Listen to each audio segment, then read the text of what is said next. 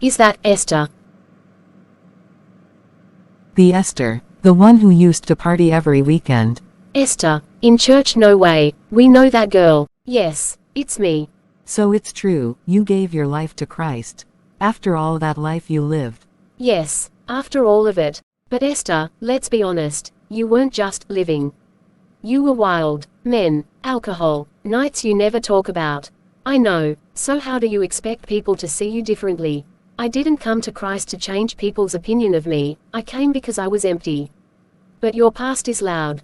Do you really believe God just erased all that? I believe what he said. And what did he say? If the Son sets you free, you are free indeed. And also, if anyone is in Christ, they are a new creation. The old has passed away, behold, the new has come. 2 Corinthians 5:17.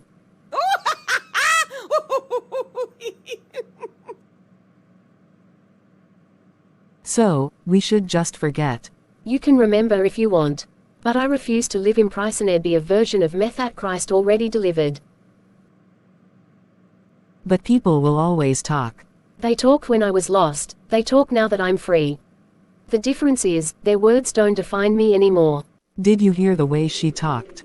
As if she's suddenly holy. Free indeed.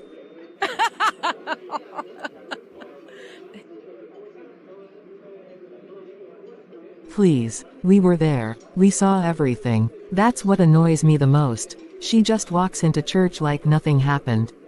Exactly. Some of us stayed, good, but she gets grace. Father God, I come before you not hiding, not pretending, not performing. I come as I am, the one you rescued, the one you redeemed. You saw me when I was lost and loud. You saw me when I was broken and pretending to be strong. You saw me in places I never thought I would escape. And still, you chose me, Lord. Sometimes people remember my past louder than they hear my testimony. They look at me through old versions, old mistakes, old labels, but you call me by a new name. Tonight, I lay down every word spoken against me, every judgment, every whisper, every reminder of who I used to be. I refuse to carry what you already nailed to the cross. Father, where shame tried to take root, uproot it now. Where guilt tried to linger, wash it away. Where condemnation tried to speak, let your truth roar louder. Your word says that if the Son sets free, we are free indeed. Not partially free, not temporarily free, but completely, eternally, undeniably free. So tonight, I receive that freedom again, deeply, fully, without apology. Heal the parts of me that people never saw. Heal the memories that still ache. Heal the places where my soul learned survival instead of safety. Lord, untangle every unhealthy tie, every lingering attachment, every invisible chain. I renounce every covenant that was not from you, every agreement made in pain, every connection formed in brokenness. I belong to you, spirit, soul, and body. Teach me how to walk with confidence, not arrogance, with humility, not shame, with peace, not fear of judgment. When people look at me and see who I was, help me stand firm in who you say I am. Let my life preach louder than my past. Let my healing silence accusations. Let my freedom be undeniable evidence of your grace. Father, remind me daily. I am not disqualified. I am not delayed. I am not damaged beyond repair. I am redeemed. I am restored. I am renewed. And even when my emotions are still healing, your word remains true. I step into tomorrow lighter. I step into purpose unashamed. I step into freedom, not earned, but given. Thank you for loving me when I was unlovable. Thank you for choosing me when others counted me out. Thank you for making all things new. I seal this prayer with faith. I seal it with surrender. I seal it with trust. In Jesus' mighty name, Amen.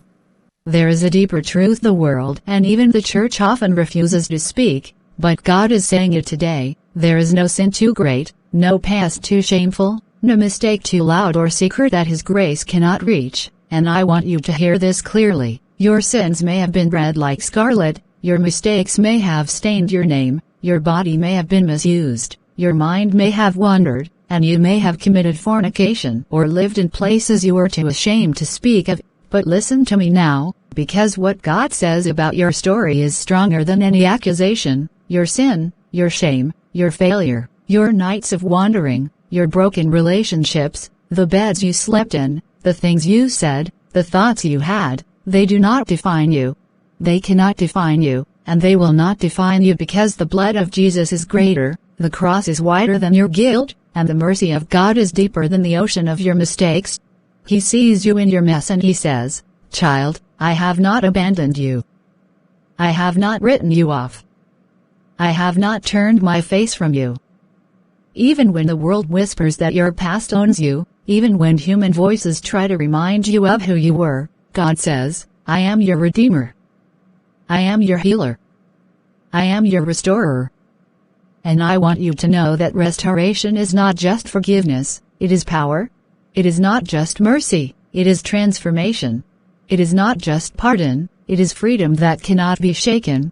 It is a freedom that flows into every part of your life, every relationship, every thought, every memory, every scar, and it redefines you from the inside out, so that even what was once a weapon in the hands of shame becomes a testimony of grace. Even what was once a prison becomes a platform for glory, and even what the enemy meant for destruction is now evidence of God's power to save, because He did not just forgive you to let you remain broken, He forgave you to make you whole, He forgave you to make you new, He forgave you to release you into purpose. And I want you to hear this carefully, for those who feel trapped by guilt, for those who are weary of condemnation, for those who are still crying over yesterday, for those whose sins feel too loud, God is saying today that there is nothing He cannot restore, there is nothing He cannot redeem, there is nothing too dark, too deep, or too dirty that His light cannot enter, and the proof is in His word where He tells us, "Though your sins are as scarlet, they shall be white as snow,"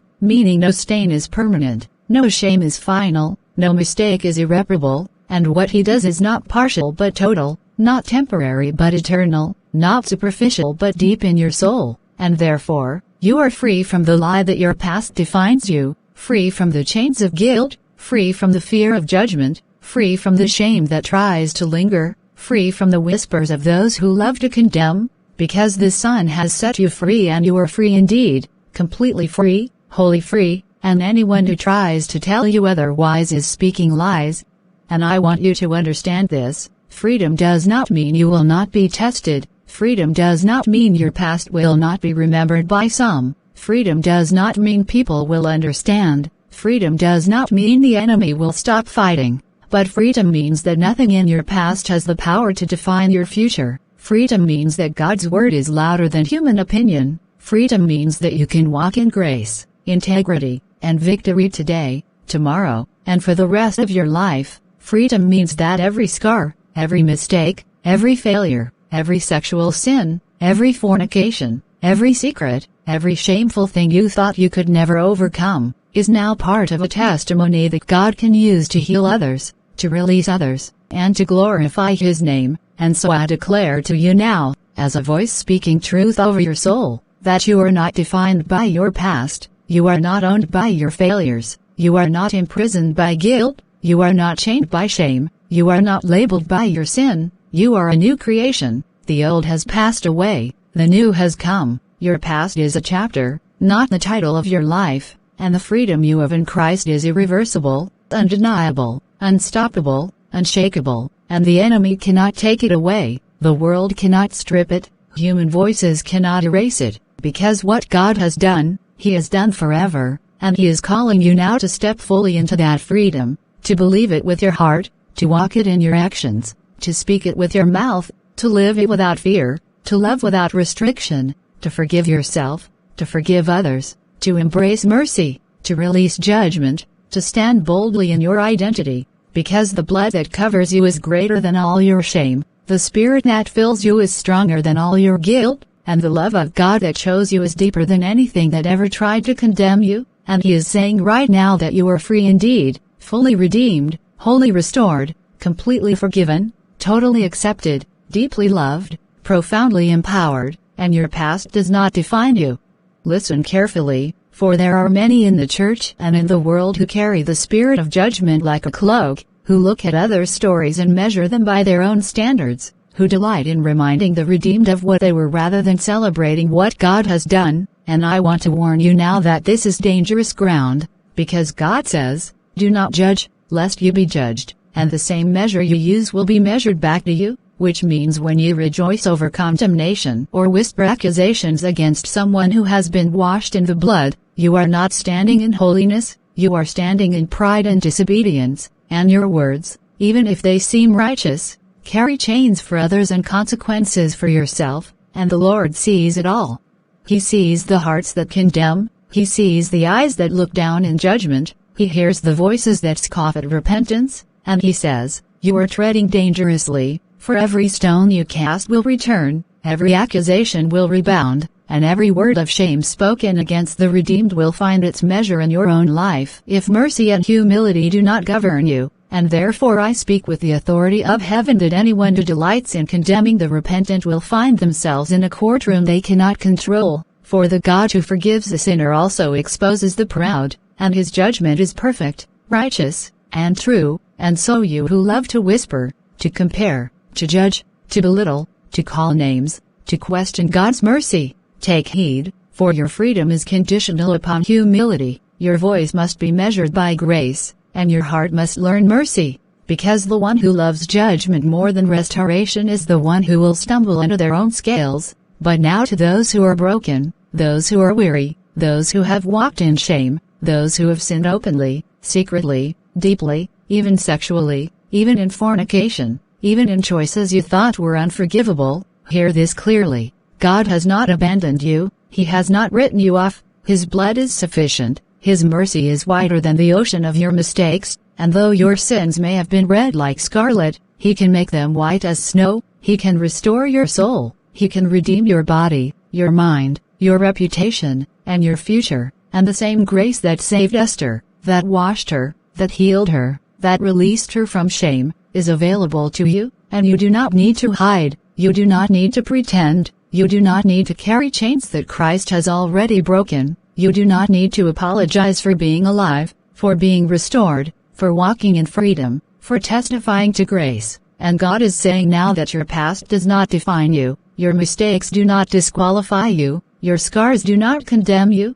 and every step you take in repentance, every tear you shed in surrender, every prayer you whisper in brokenness, every choice you make to rise above shame is a declaration of life that cannot be silenced by judgment. It cannot be stopped by human voices, it cannot be undone by the enemy, it is permanent, it is real, it is powerful, it is holy, and you are free indeed, fully redeemed, wholly restored, completely forgiven, totally accepted, deeply loved, profoundly empowered, and nothing, absolutely nothing, not your past, not people's opinions, not sin, not shame, not condemnation, has the right to define you again, because you belong to God. You are his masterpiece, you are his testimony, you are his joy, and the one who sets free says clearly that whoever comes to him will not be rejected, will not be abandoned, and will walk in freedom for the rest of their days.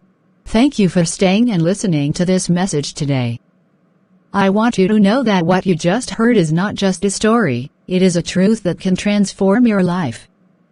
God sees you, he knows your struggles, he knows your pain, and he is faithful to bring restoration and freedom, no matter what your past looks like. If this message spoke to your heart, I want to invite you to do a few simple things that can make a big difference. Comment below and share what God is doing in your life, whether it's a breakthrough, a word of encouragement, or simply a testimony of his faithfulness. By commenting, you are not just speaking to us. You're joining a community of people who are learning to walk free and support one another in truth and love. Subscribe to this channel so you don't miss future messages that bring hope, healing, and revelation straight from the Word of God. And don't just keep this to yourself, share it with someone who needs to hear it today. You may not realize it, but your act of sharing could be the bridge that God uses to set someone else free, to bring hope where there is despair, to remind them that their past does not define them, that their mistakes do not disqualify them, and that the same God who redeemed you can redeem anyone.